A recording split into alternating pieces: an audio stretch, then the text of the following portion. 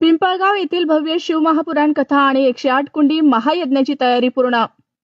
नांदेड जिल्ह्यातील हदगाव तालुक्यात येणाऱ्या मौजे पिंपळगाव येथील तीर्थक्षेत्र श्री दत्त संस्थान परिसरात दिनांक 6 मार्च ते 13 मार्च दरम्यान भव्य शिवमहापुराण कथा आणि 108 कुंडी महायज्ञाचे आयोजन करण्यात आले आहे। श्री श्री श्री 108 अनंत श्री विभूषित स्वामी राजेंद्रदास महाराज यांच्या मधुर वाणीतून दुपारी 12 ते 4 या वेळात शिवमहापुराण कथा सांगितली जाणार आहे। तसेच 108 कुंडी विश्वशांती दत्तयाग महायज्ञ सकाळी 7 ते 10 या वेळेत होणार आहे। या कथा कुंभ सोहळ्याला अयोध्या, वृंदावन, ऋषिकेश, जगन्नाथपुरी, बद्रीनाथचे मुख्य पुजारी, उज्जैन जगद्गुरु संत महंतांसह महाराष्ट्रातील सर्व संप्रदायातील साधू संत महंतांच्या विशेष उपस्थिती लाभणार आहे। या धार्मिक सत्संग सोहळ्याची तयारी जवळपास पूर्ण झाली असून भाविकांनी कथा व यज्ञाला येताना स्नान करून यावं असं आवाहन परमपूज्य बालयोगी व्यंकटस्वामी महाराज यांनी केलं आहे।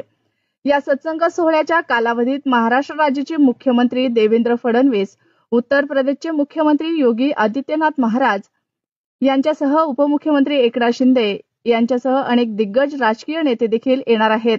कथेसाठी येणाऱ्या महंतांसाठी 27 वातानुकूलित भक्त निवास, 50 राजस्थानी खुंट्या, हदगाव, तामसा, भोकर येथे वातानुकूलित सेवा असणारी सुविधा करण्यात आली आहे।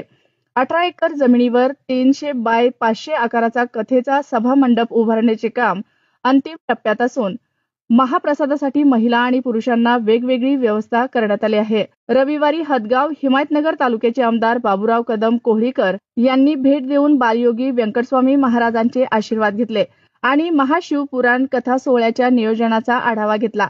यावेळी उपविभागीय अधिकारी कांबळे, श्री परमेश्वर मंदिराचे उपाध्यक्ष महावीर चंद श्री श्रीमाळ यांच्यासह पोलीस अधिकारी व महिला, पुरुष, नागरिक, स्वयंसेवक, भाविक, भक्त मोठ्या संख्येने उपस्थित होते।